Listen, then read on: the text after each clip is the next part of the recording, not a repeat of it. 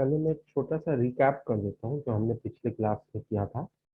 तो अगर किसी ने भी मिस किया हो वो वाला थ्योरी का पार्ट, तो उसको समझ में आ जाए कि हम लोग क्या कर रहे थे। तो बेसिकली प्रोबेबिलिटी में हमने ये किया था, जो कि सबसे इम्पोर्टेंट पार्ट एक तरीके से प्रोबेबिलिटी का, which is called Bayes theorem. इसके बारे में हमने ये जाना था कि अगर हमारे पास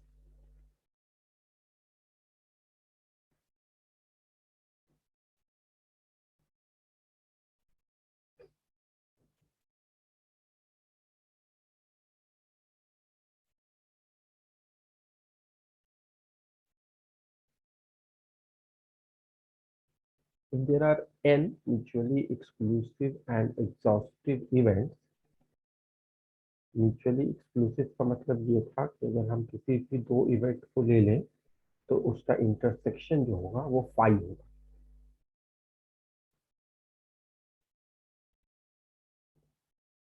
तो all of these n events are mutually exclusive, क्योंकि कोई भी किसी के साथ इंटरसेक्ट नहीं कर रहा है, सारे डिसजॉइंट हैं, सारे म्यूचुअली एक्सक्लूसिव है। एग्जॉस्टिव का मतलब ये होता है कि अगर तुम सबका यूनियन ले लो तो that will give you the sample space.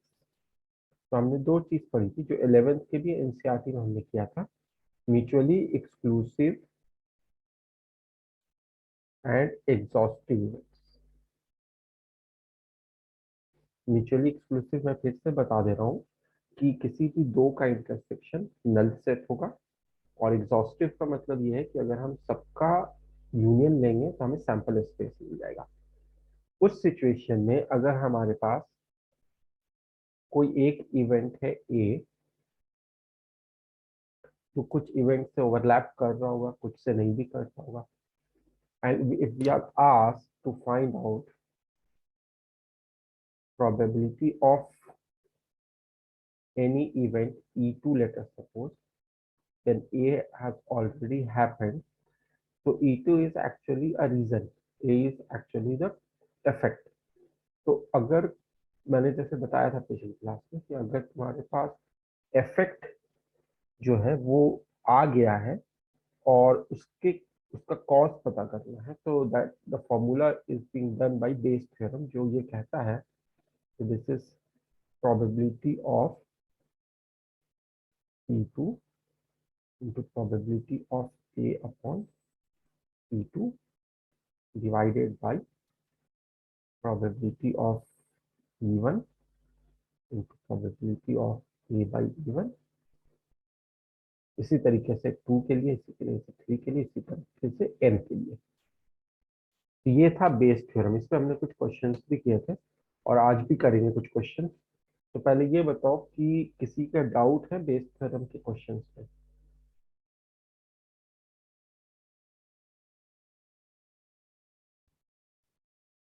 Anyone having any doubt? Not only Bayes theorem, अगर प्रोबेबिलिटी के किसी भी एरिया से अभी डाउट है जो अभी तक हम लोग कर चुके हैं तो पूछ सकते हैं।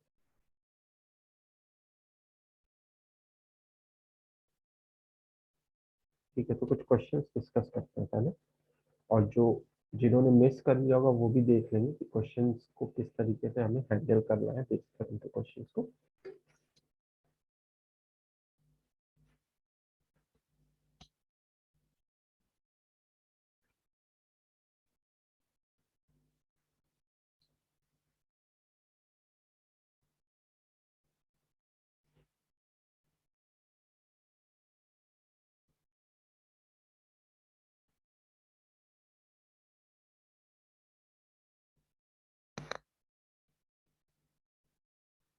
सर इंटीग्रेशन के डाउट्स हैं। इंटीग्रेशन के कौन से, डेफिनेट या इनडेफिनेट? इंडेफिनेट। ओके, बोलो क्या क्वेश्चन है। e to the power 2x hmm into sin x, हम्म इसका इंटीग्रेशन। ठीक है, तो अगर हम लोग आइलेट रूल लगाते हैं इसमें, यस आइलेट, सर, वही लगाया था। Exponential will be last and trigonometric will be first.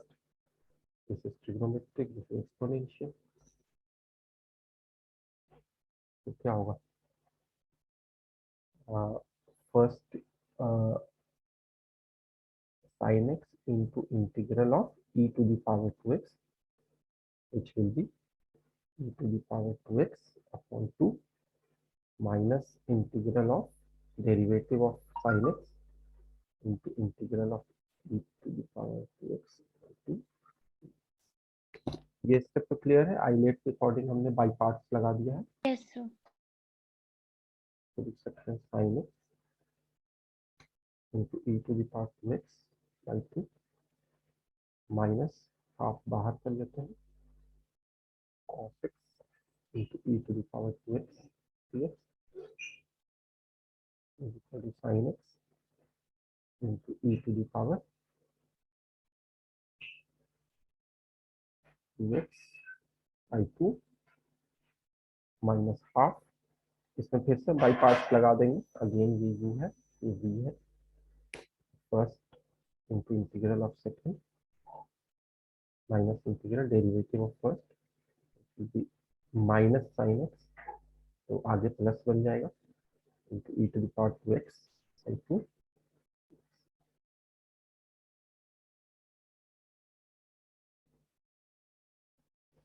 So this would be sin x into e to the power 2x by 2 minus 1 by 4 cos x into e to the power 2x plus, नहीं minus बाहर का minus half दिया, this will become minus 1 by 4 integral of sin x into e to the power 2x dx। यहाँ तक steps तो clear है सारे। Yes sir. अब अगर हम जो निकालना चाह रहे थे वही हमें फिर से मिल गया, तो ऐसे सिचुएशन में क्या करते हैं, लेट अस सपोज ये आई था और ये जो तुम्हारे पास आ रहा है, तो इंटीग्रेशन के लिए आ रहा है वो भी आई है, तो हम इसको यहाँ पे मैं लिख दे रहा हूँ। तो this will become I is equal to sine x into e to the power 2x by 2 minus cos x into e to the power 2x by 4 minus I upon. अब इस आई अपॉन 4 को हम क्या करेंगे, लेफ्ट में ले जाएंगे, तो i plus i upon 4 will become 5i upon 4 is equal to sine x into e to the power 2x by 2 minus 1 by 4 cos x into e to the power 2x, और फिर ये 4/5 को right में ले जाके answer लिख देंगे। Okay sir. Everyone please note.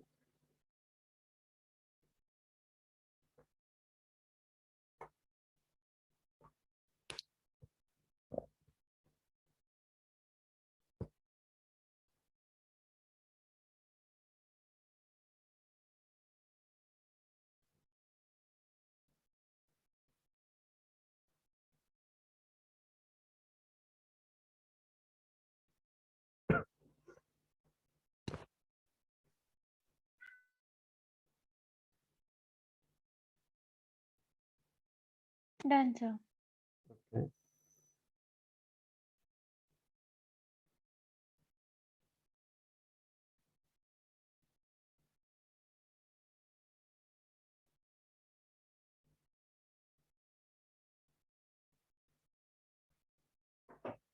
I think I can share image of this question. If I want to share, let me try this.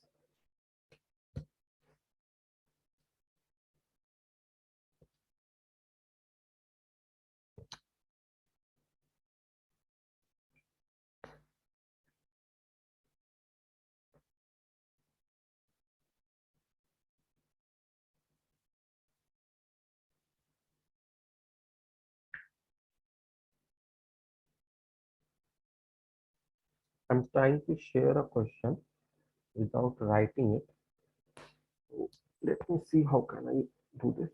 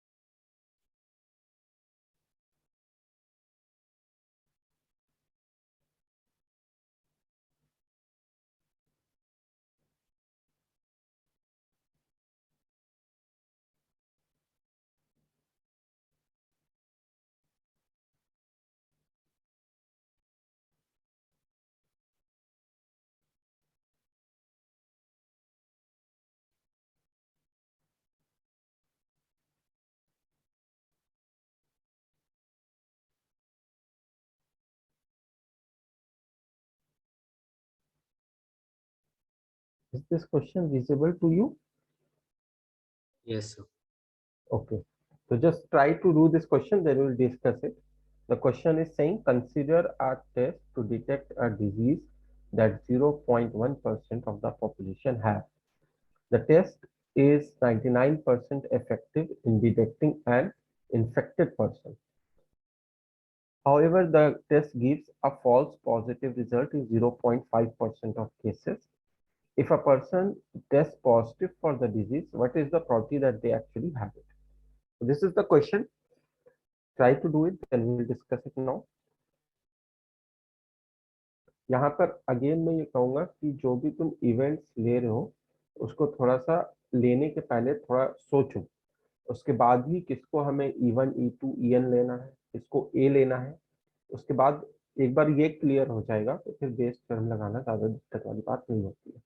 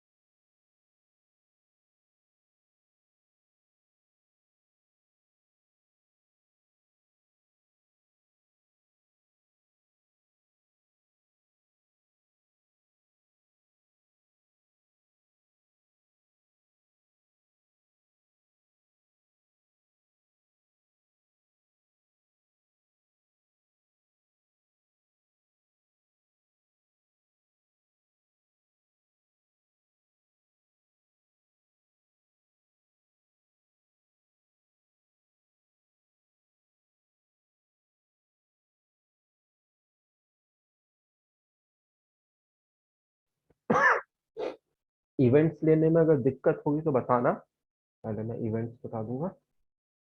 Okay, मानस का तो आंसर दिया गया 990/5985। ओके, आई होप अभी तुम लोग ट्राई कर सकते हो, अभी नहीं बताऊंगा।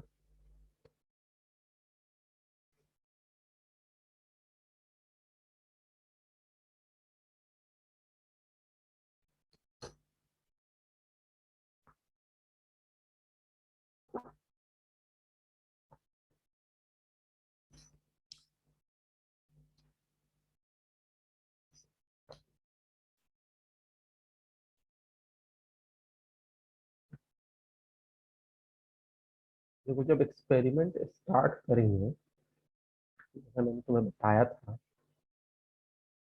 अभिनव का आ रहा है 110/665।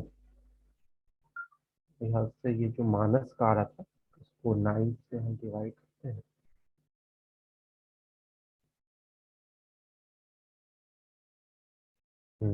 सेम ही है, ठीक।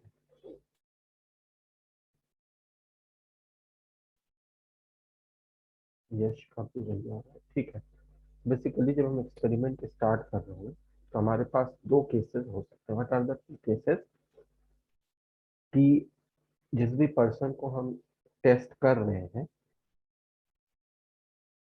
वो या तो पॉजिटिव टेस्ट किया जा सकता है या निगेटिव टेस्ट किया जा सकता है, राइट? Yes. तो हम ये कह रहे हैं कि पर्सन हैज डिजीज, और दूसरा हो सकता है person does not have disease. ये दो केसेस हमें दिख रहे हैं। अब इसके बाद रिजल्ट क्या आएगा कि वो पॉजिटिव टेस्ट केम, ठीक है? तो हम सारे ब्रांचेस की वैल्यू डाल देते हैं। पर्सन हैज डिसीज, इसकी क्या प्रोबेबिलिटी होगी? तो as you can see in this image, consider a test to detect a disease that 0.1% of the population has. तो डिजीज किसी पर्सन को है, इसकी पॉसिबिलिटी है 0.1%। 0.1% का मतलब हो गया 0.1/100, विच इज 0.001। तो किसी भी पर्सन को डिजीज होने की जो पॉसिबिलिटी है वो है 0.001, और नहीं होने की पॉसिबिलिटी के लिए इसको 1 से सब्ट्रैक्ट कर देंगे, तो वो हो जाएगा 0.999, राइट? अब इसके बाद अगले ब्रांचेस की बात करते हैं। अगर पर्सन को डिजीज है और पॉजिटिव टेस्ट आता है, तो उसके लिए क्या दिया हुआ है? The test is 99% effective in detecting an infected person. तो पर्सन को डिजीज तो है ही और डिटेक्ट भी हो जाती है, तो इसकी पॉसिबिलिटी है 99%, which mean 0.99। However, the test gives a false positive result in 0.5% of cases. Person को डिजीज नहीं है लेकिन फिर भी उसका टेस्ट में डिजीज आ जा रहा है, जिसको हम कहते हैं फॉल्स पॉजिटिव रिजल्ट, तो वो 0.5% ऑफ द केसेस में ऐसा हो रहा है। तो 0.5/100 जो हो गया वो हो गया 0.005, हो गया 0.005। अब क्वेश्चन पे आते हैं, if a person tests positive for the disease, what is the probability that they actually have it? तो किस वाले ब्रांच की बात हो रही है यहाँ पे? यहाँ पे बात हो रही है कि अगर पर्सन को पॉजिटिव टेस्ट आ रहा है तो उसको है भी, मतलब ये वाला जो ब्रांच है हमारे पास, ये वाला जो ब्रांच है इसकी बात, ये लेफ्ट वाले ब्रांच का, पर्सन को डिजीज है और पॉजिटिव टेस्ट भी आ रहा है, तो इसकी प्रोबेबिलिटी हम कैसे निकालेंगे? 0.99 into 0.001 upon 0.99 into 0.001 plus 0.999 into 0.005। अब इस वैल्यू को कैलकुलेट करेंगे, तो एक बार कैलकुलेट करना, तो मैं कर ही देता हूँ। ये हो जाएगा, अगर मैं इसको ऊपर में 100,150 के साथ मल्टीप्लाई कर दूँ तो ये 99 हो जाएगा, और ये हो जाएगा 99 plus 99.9, which will be 99 upon, ये हो जाएगा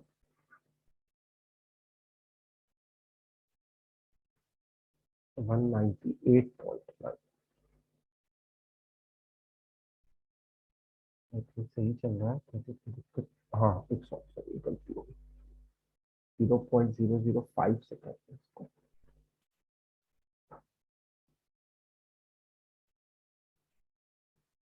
ये हो जाएगा 1000 इंटू 0.5, ये हो जाएगा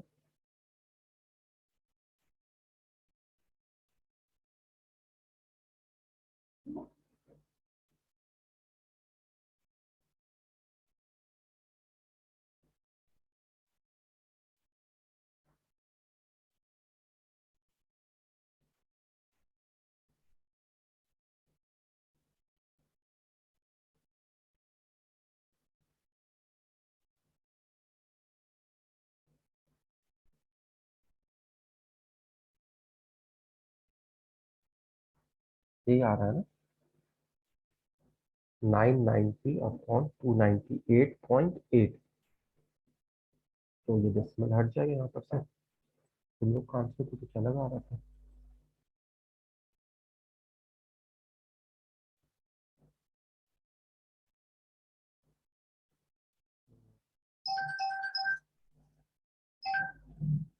कहीं पे कोई कैलकुलेशन मिस्टेक तो नहीं हुई है? सर वो 999 इंटू 0.005। हम्म, मैंने ऊपर में 10⁵ से और नीचे में भी 10⁵ से मल्टीप्लाई कर दिया।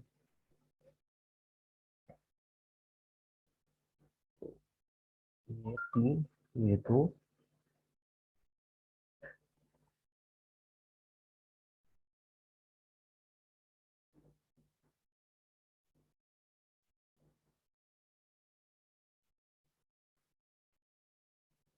अच्छा अच्छा अच्छा, सॉरी सर, ये 499 हो गया ना, ठीक है। सर और 0.5 आएगा। छोटी छोटी मिस्टेक कभी कभी हो जाती है।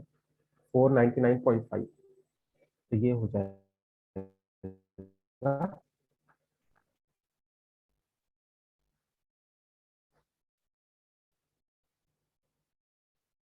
598।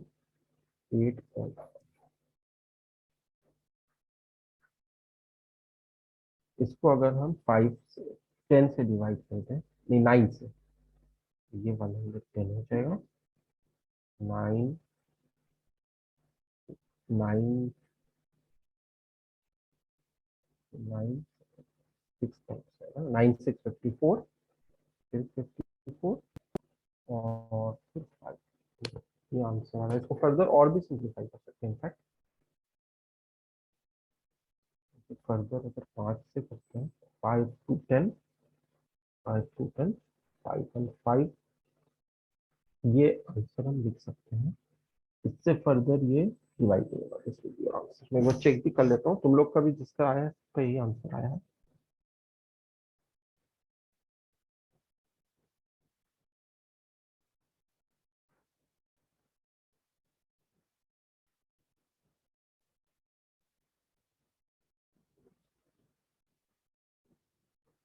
इसमें डेसिमल में दिया हुआ है 0.165 अप्रोक्सीमेटली। तो अगर मैं 22/133 करता हूँ, हाँ ठीक है, 0.165 ही आएगा अप्रोक्सीमेटली।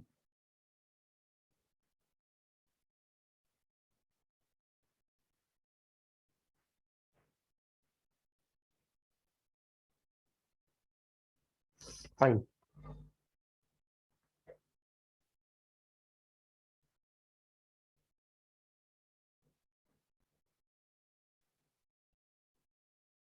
यस, ये तुमने क्या भेजा है? फोर फिफ्टी सर फोर वो गलती से सेंड हो गया।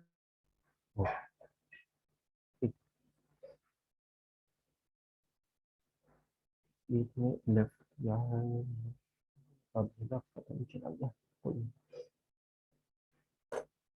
Just note this.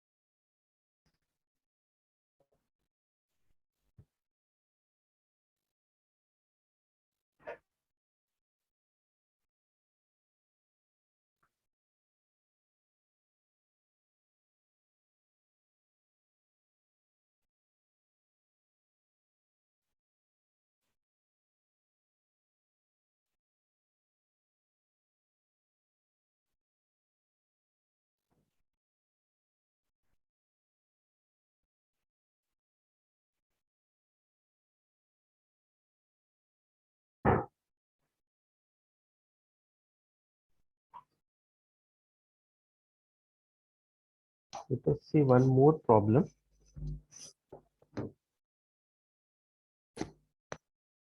इसको भी मैं शेयर कर देता हूँ यहाँ पर से।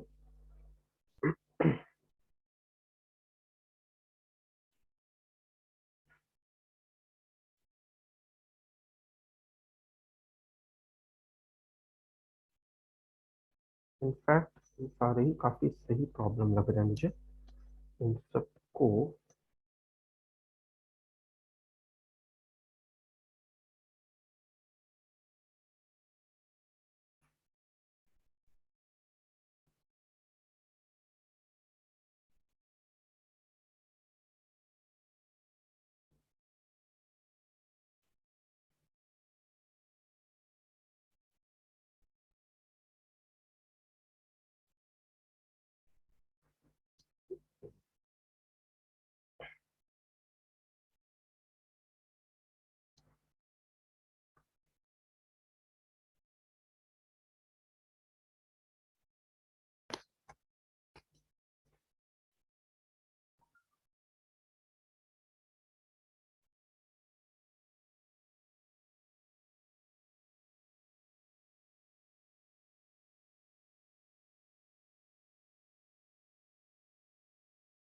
ये मैं एक लिंक शेयर कर रहा हूँ। पहले मुझे ये बताओ कि ये लिंक मैं अगर यहाँ पर शेयर करता हूँ तो can you click it and get to the website, या तुम्हें टाइप करना पड़ेगा?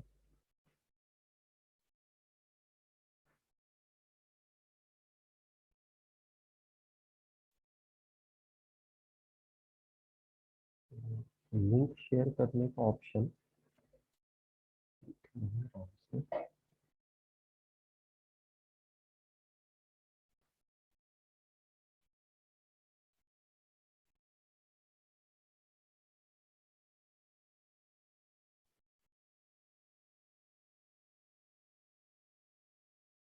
ये मैंने एक लिंक तुम्हें शेयर किया है यहाँ पे। इस, इसमें इस लिंक के थ्रू तुम जहाँ पे लैंड करोगे वहां पर 5 क्वेश्चन है बेस थ्योरम के, जिसका पहला क्वेश्चन अभी हम लोगों ने कर दिया है। बाकी 4 क्वेश्चन और हैं, उनको भी करने हैं। तो पहले मुझे ये बताओ, क्या ये लिंक तुम क्लिक कर सकते हो या तुम्हें ये देख के टाइप करना पड़ेगा? सर टाइप करना पड़ेगा। ओके, तो टाइप कर लो क्योंकि 4 क्वेश्चन और जो है। सर आप चैट बॉक्स में भेज दीजिए। अच्छा हाँ, ये सही बोल रहे हैं।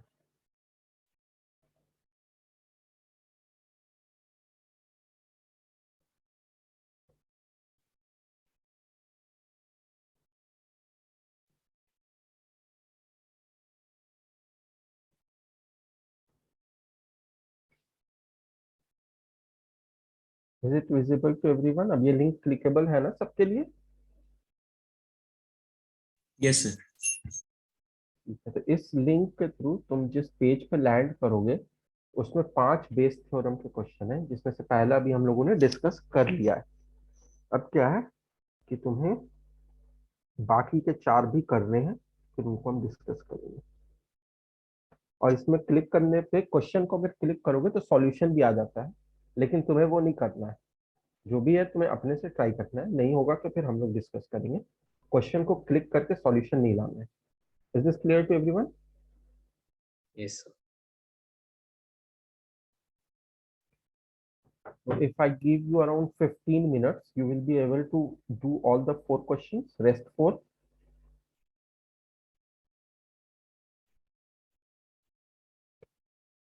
तीन मिनट्स दे देता हूँ, उसमें कंप्लीट कर सकते हो ना? Yes sir.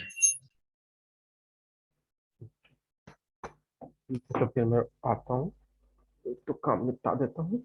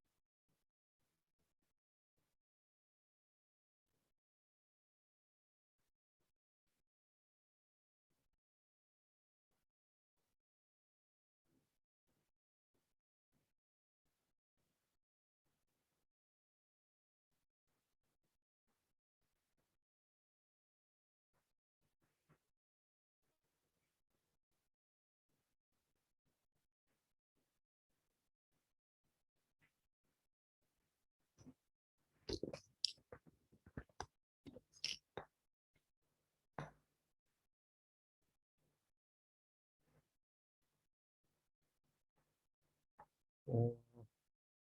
Are you all doing the questions? Yes. Yes, sir.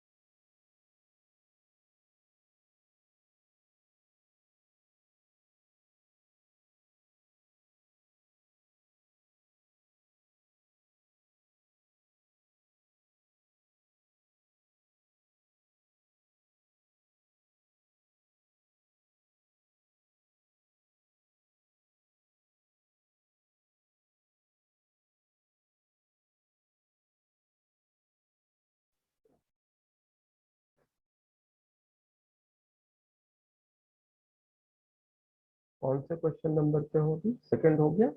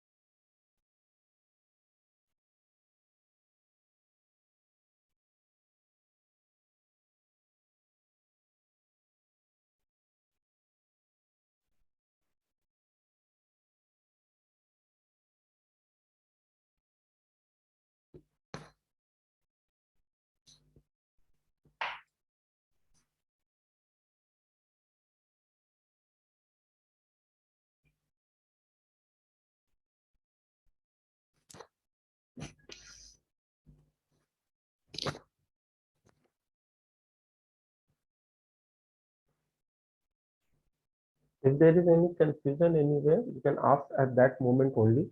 No need to wait to complete all the questions and then ask.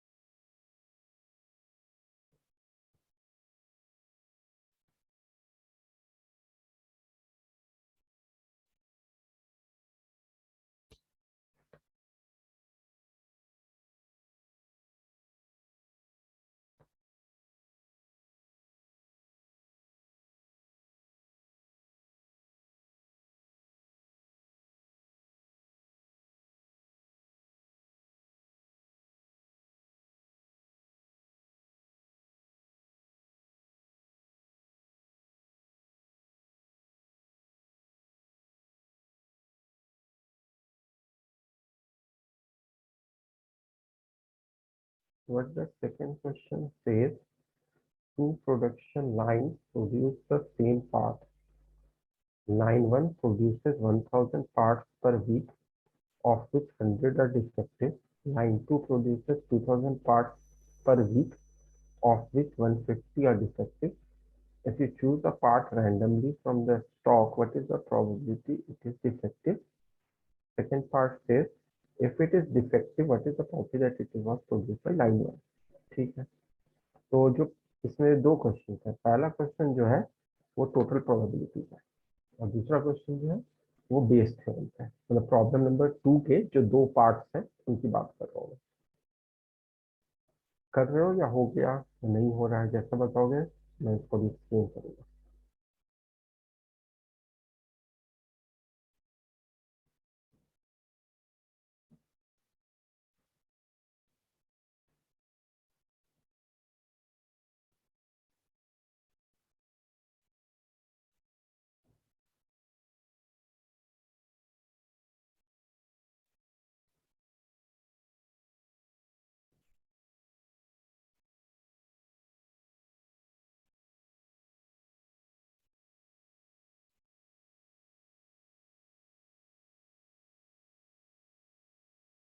Probability of getting defective part, ठीक है, ये क्या होगा, दोनों में से किसी पार्ट में से भी हम ले सकते हैं ना, तो दोनों जैसे लाइन 1 की पॉसिबिलिटी क्या है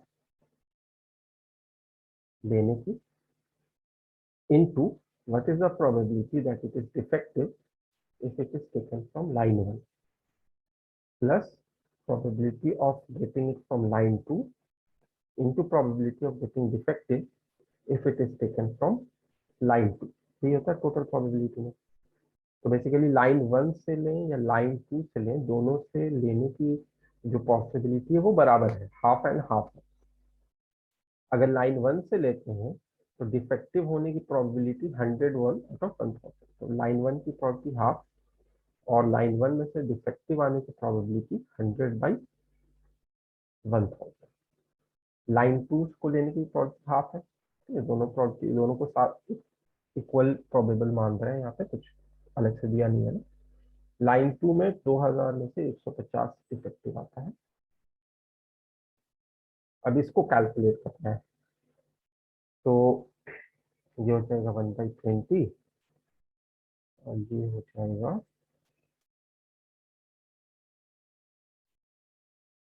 0 कैंसिल करो, 5 3 15 5 4 20 upon 80, right?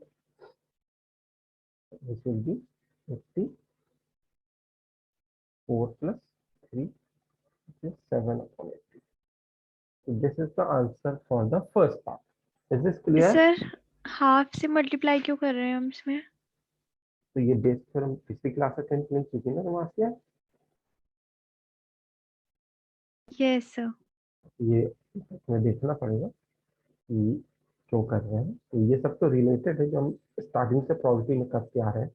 तो टोटल प्रोबेबिलिटी थ्योरम हमने किया था ना, probability of selecting from line 1 is half, probability of selecting from line 2 is also half। Line 1 को हम सेलेक्ट करें इसकी प्रोबेबिलिटी हाफ है, लाइन 2 को सेलेक्ट करें इसकी प्रोबेबिलिटी हाफ है। Okay sir. अब इसमें फर्दर ये पूछ रहा था,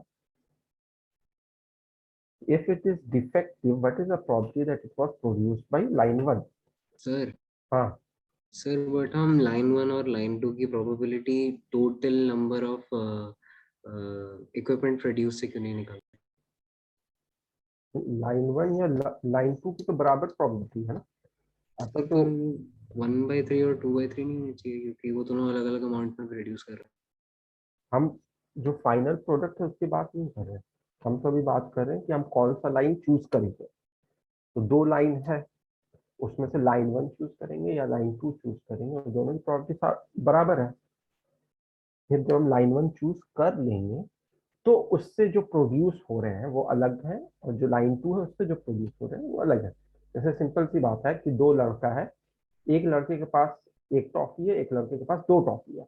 अब तुमसे कहा जाए कि तुम लड़का नंबर 1 को सेलेक्ट कर रहे हो, उसकी क्या प्रोबेबिलिटी है, तो वो उसके चॉकलेट से थोड़ी डिसाइड होगा, वो तो दो लड़के हैं, दोनों में से किसी एक को सेलेक्ट करने की प्रोबेबिलिटी हाफ होगी।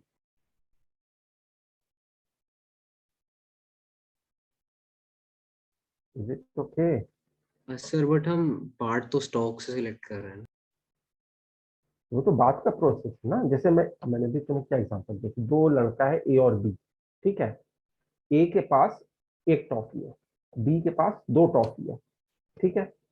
अब अगर कोई तुमसे ये पूछे कि ये दो लड़के तुम्हारे सामने खड़े हैं, तुम इन दोनों में से सेलेक्ट करोगे तो उसकी प्रोबेबिलिटी क्या होगी, किस लड़के को तुम सेलेक्ट करोगे, उसकी प्रोबेबिलिटी हाफ होगी, हाफ इसकी हाफ इसकी। किसके पास कितने चॉकलेट्स हैं वो तो बात का प्रोसेस है। जब तुम्हें लड़का सेलेक्ट करना है तो तुम दोनों दोनों सामने तुम्हारे खड़े हुए हैं, दोनों की प्रोबेबिलिटी बराबर है। Yes sir. समझ में आ गया ना? Yes sir.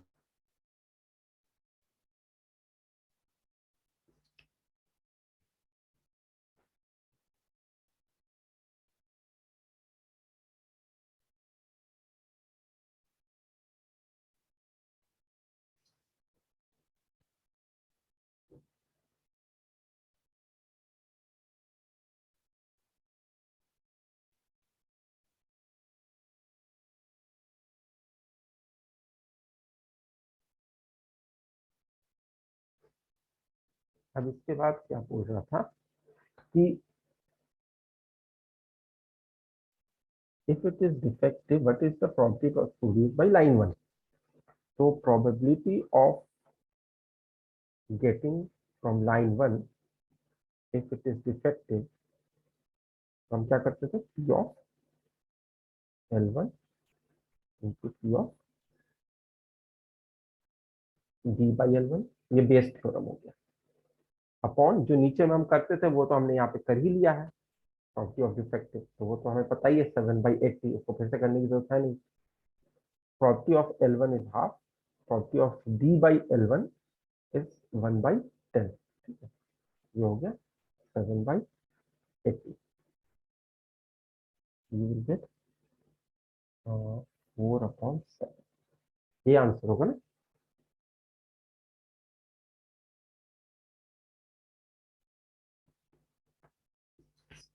सर समझ नहीं आया। तुम्हें तो आसिया इसलिए नहीं समझ में आएगा, तुम्हें पता नहीं है ना वो बेस थ्योरम, तो एक बार रिवाइज करना पड़ेगा उसको, या मतलब अपने से करना पड़ेगा तब तुमको समझ में आएगा। ऐसे यस सर। ऐसे थ्योरम नहीं पता है तो डायरेक्ट क्वेश्चन देखोगे तो ऑब्वियसली नहीं समझ में आएगा।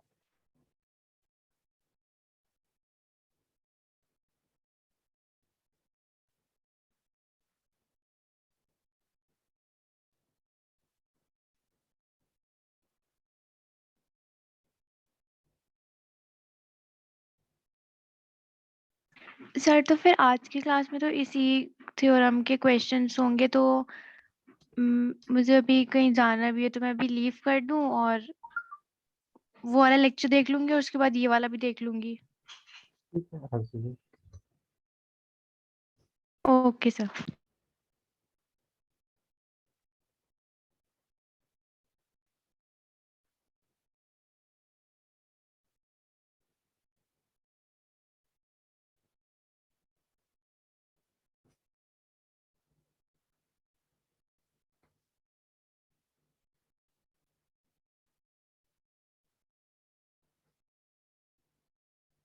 सर हम्म, सर 2/5 दिया।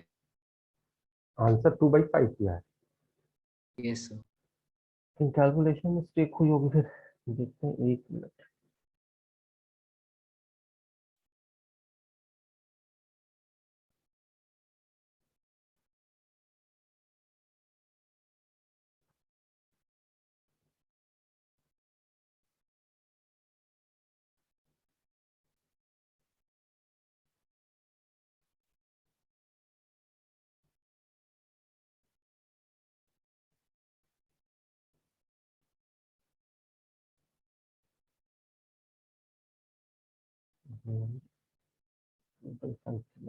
किसी एंगल से two production lines produce the same parts. Line 1 produces 1000 parts per week, of which 100 are defective. Line 2 produces 2000 parts per week, of which 150 are defective. If you choose a part, sorry, सही बोल रहे थे यश। इसमें if you choose a part randomly from the stock, what is the probability that it is defective? तो हम line को नहीं randomly choose कर रहे हैं, हम पार्ट को रैंडमली चूज कर रहे हैं। तो उस केस में जो तुम बोल रहे थे कि पार्ट की लाइन 1 से आने की पॉसिबिलिटी जो है वो 1/3 है, और लाइन 2 से आने की पॉसिबिलिटी वो 2/3 है। तो ठीक है, ठीक। तुम ही बोल रहे थे ना ये। Yes sir. अभी मैंने स्टेटमेंट ठीक से पढ़ा नहीं था, मुझे लगा था कि हम लोग लाइन को चूज कर रहे हैं।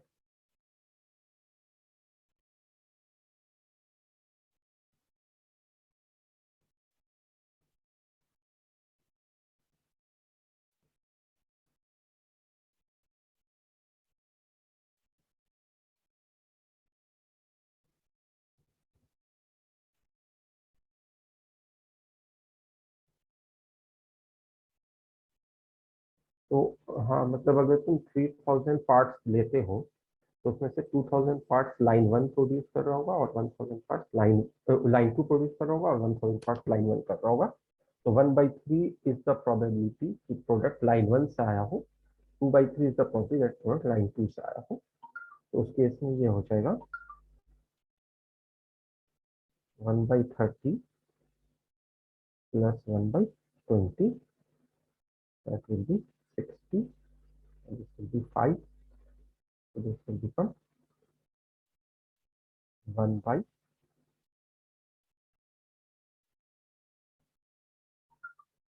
राइट। और यहाँ पे भी 1/12 हो जाएगा, ऊपर में है 1/30 और नीचे में है 1/12। ठीक है, 2/5, sorry.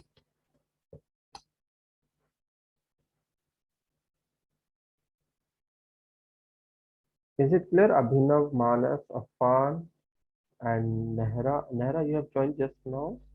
Is this the batch you have to join?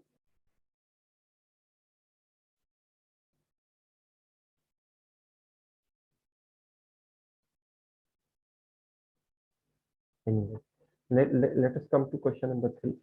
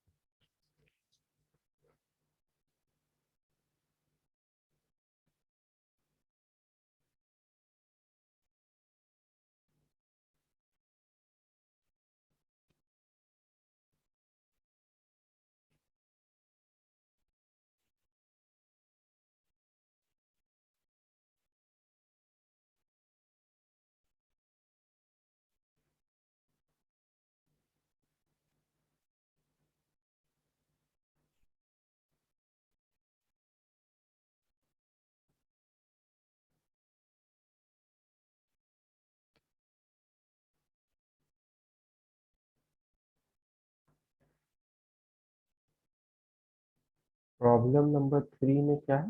Mary is getting married tomorrow at an outdoor ceremony in the desert. In recent years, it has rained only 5 days each year. Okay, तो 365 days का हम एक year मान रहे हैं क्योंकि last में लिखा हुआ है assume that there are no leap years. Unfortunately, the weatherman has predicted rain for tomorrow. When it actually rains, the weatherman correctly forecasts rain 90% of the time, and when it does not rain, he incorrectly forecasts rain 10% of the time. What is the probability that it will rain on the day of Mary's wedding? ठीक है.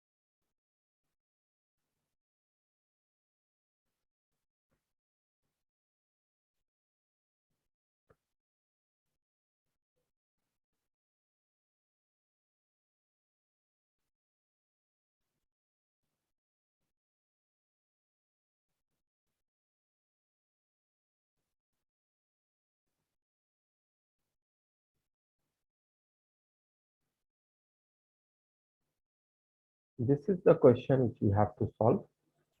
So basically, इसको हम किस तरीके से कर रहे हैं?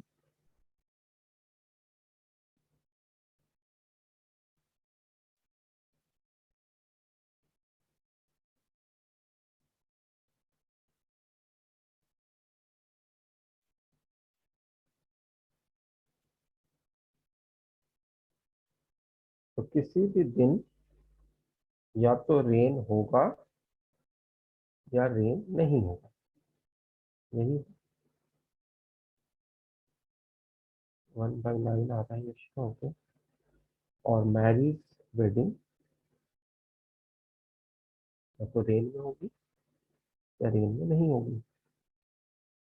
इससे थोड़ा बेस थ्योरम का जो क्वेश्चन है उससे आसानी से होता है ट्री डायग्राम से, जैसे मैंने पिछली बार भी बताया.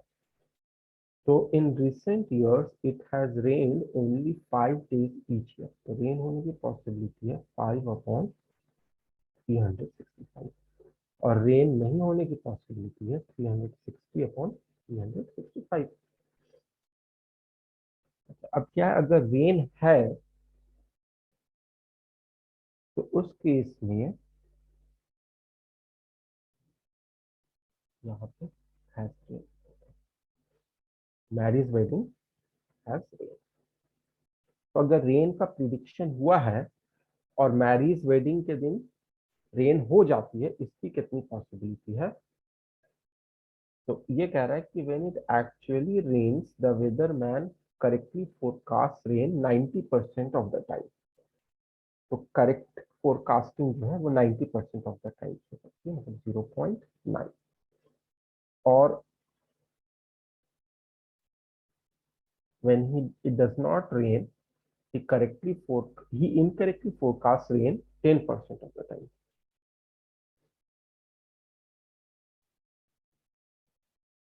ये हो जाएगा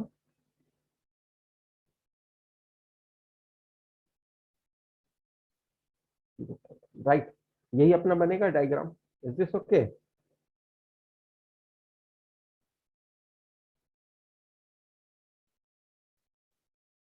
Yes.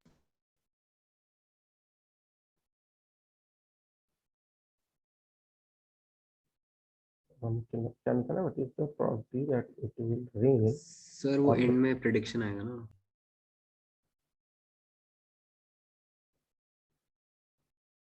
क्या प्रेडिक्शन? सर कि वेदरमैन का क्या प्रेडिक्शन है?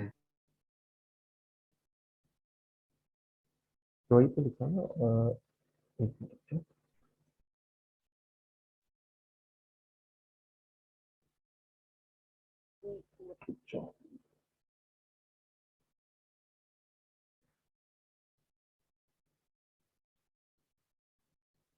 अच्छा अच्छा, ठीक है। Unfortunately, the weatherman has predicted rain for tomorrow. Okay, ये वाला पार्ट मैंने नहीं देखा।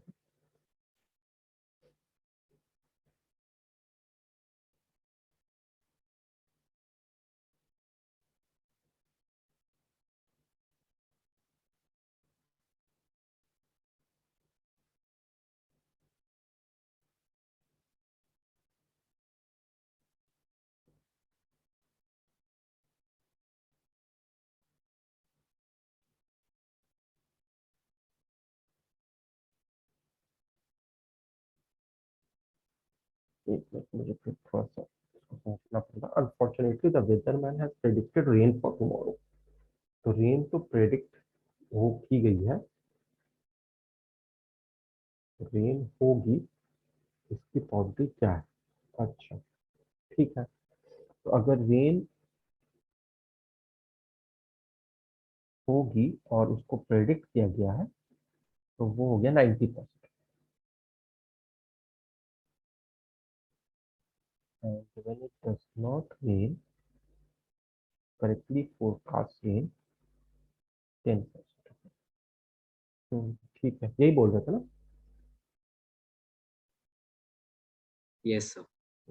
ठीक है, तो मतलब तुम्हें क्या निकालना है? अब ये वाला ब्रांच निकालना है, मतलब probability that it will rain if rain is predicted।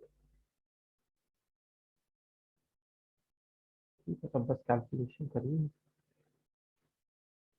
तो इसको थोड़ा सा हम लोग 5/365 को सिंपल फॉर्म में लिखेंगे 1/73, और ये हो जाएगा 72/50। ये हो जाएगा 1/73 into 0.9 upon 1/73 into 0.9 plus 72/73 into 0.1। ठीक, इसको कैलकुलेट कर लेते हैं, देखो क्या आंसर मैच करता है।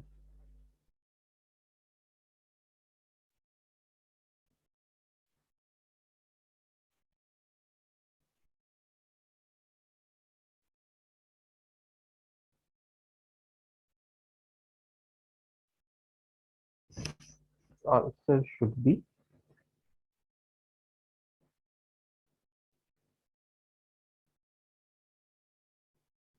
पॉइंट, आंसर इसका ये आना चाहिए 0.1111। रिपीटेड है, this should be the answer. आ रहा है, एक बार चेक कर लो। Yes sir.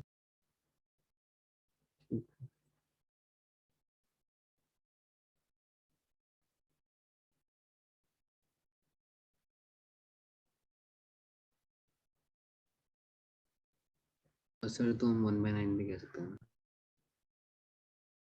हाँ बिल्कुल।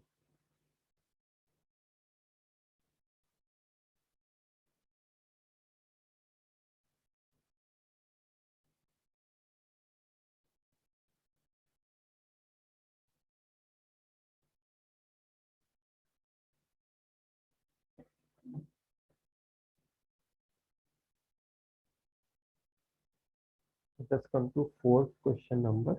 एक बार ट्राई कर लो फिर इसको करते हैं।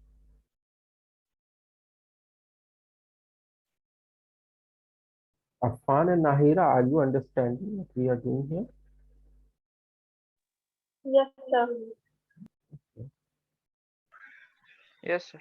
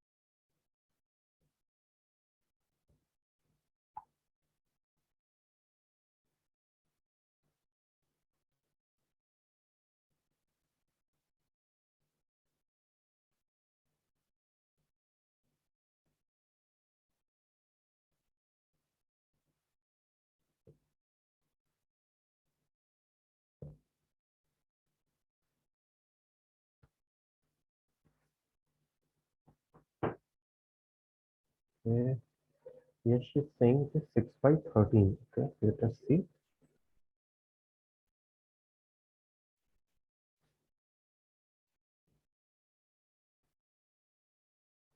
You are selling a product in an area where 30% of the people live in the city and the rest live in the suburbs. Okay. Currently, इसको मैं पहले कॉपी कर देता हूँ ऐसे.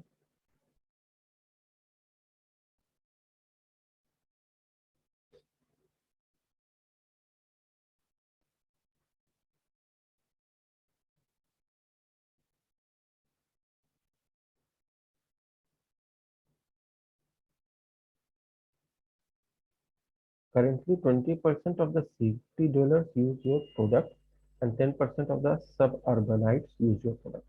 You are presented with two new sales strategies. The first will increase your market share in the suburbs to 15%. The second will increase your market share in the city to 25%. Okay. Which strategy should you adopt? What percentage of the people who own your product are city dwellers before your new sales drive? ठीक है. तो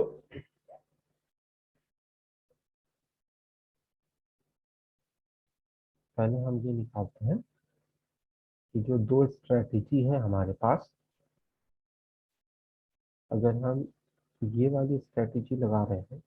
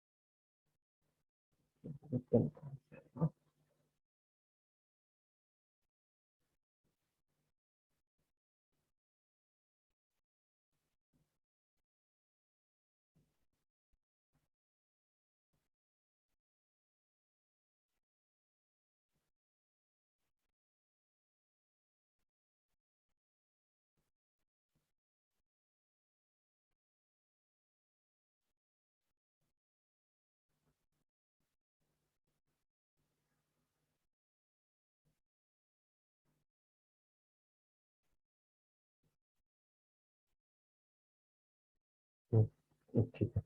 तो जो पहली strategy है, this first strategy will increase your market share in the suburbs to 15%. ठीक है. तो हमें क्या करना है कि हमें अपना जो प्रोडक्ट है वो ज़्यादा से ज़्यादा होना चाहिए. तो फर्स्ट स्ट्रेटजी से अगर हम कैलकुलेट करते हैं,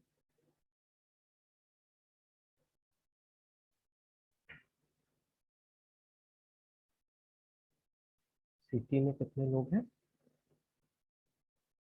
0.3, और सब अर्ब में कितने हैं, 0.7. ठीक है.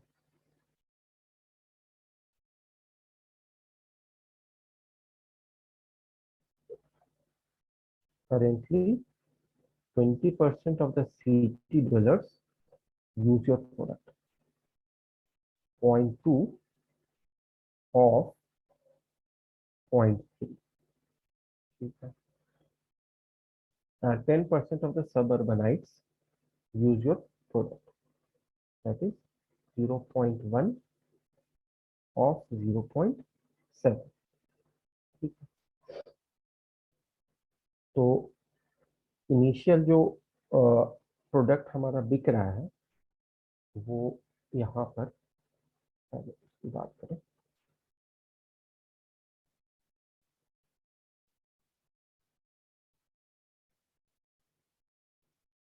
तो टोटल जितने भी हमें एक यूनिट मान से हम करते हैं, तो 0.2 इंटू 0.3 प्लस 0.1 इंटू 0.7, ये हो जाएगा 0.06, ये हो जाएगा 0.07, विच विल बी 0.13. ये इनिशियल है, अभी हमने कोई स्ट्रेटजी नहीं लगाई है. उसके बाद हमारा टोटल पॉपुलेशन में से 0.13 पॉपुलेशन जो है हमारा प्रोडक्ट ले रही है. Is this clear?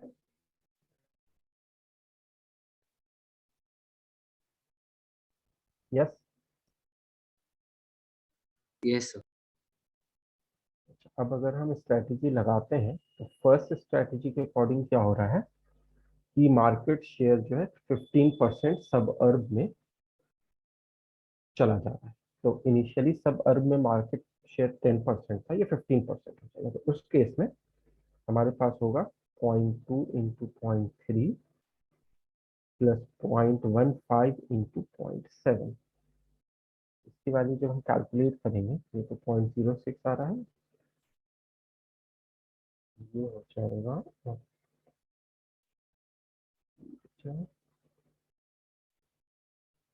0.105 और 0.06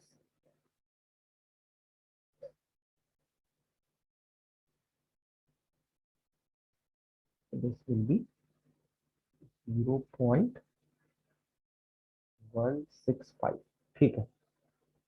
अब अगर हम सेकेंड स्ट्रेटेजी लगाते हैं तो सेकेंड स्ट्रेटेजी से क्या हो रहा है कि मार्केट शेयर सिटी में 25% हो जाएगा। तो अगर हम मार्केट शेयर सिटी में देखें 25%, तो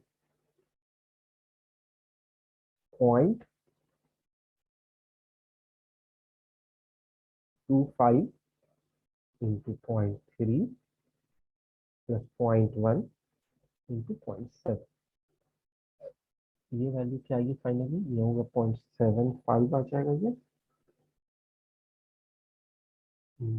0.075 आएगा और ये 0.07 आएगा।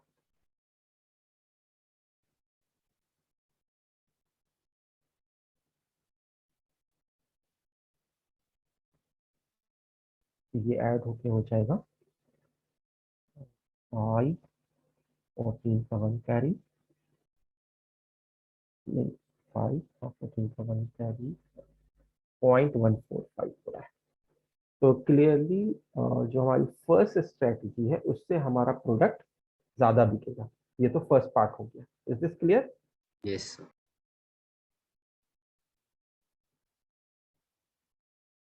क्योंकि फर्स्ट स्ट्रेटजी से हमें जो प्रोडक्ट बिक रहा है वो 0.165 है और सेकेंड स्ट्रेटजी से जो प्रोडक्ट बिक रहा है वो 0.145 है। तो हम फर्स्ट स्ट्रेटजी ही अडॉप्ट करेंगे।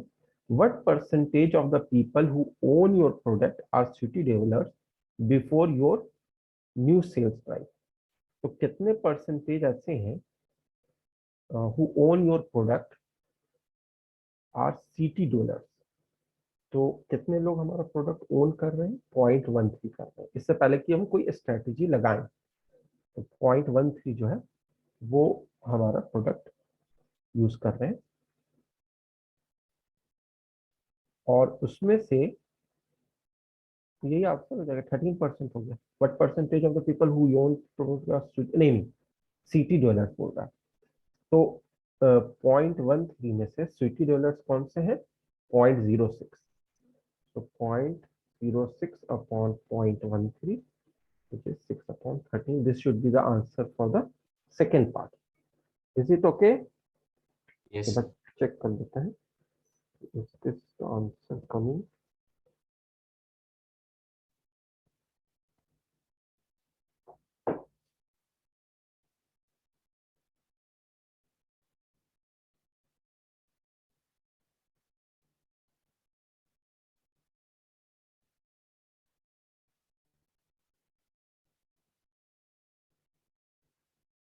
ठीक है। This is your answer. एक क्वेश्चन और रह गया है लेकिन अब तुम्हारी दूसरी क्लास का टाइम है तो अब हम लोग यहाँ पे क्लास कंप्लीट कर रहे हैं। Will meet in the next class. Okay, thank you everyone. Thank you, sir.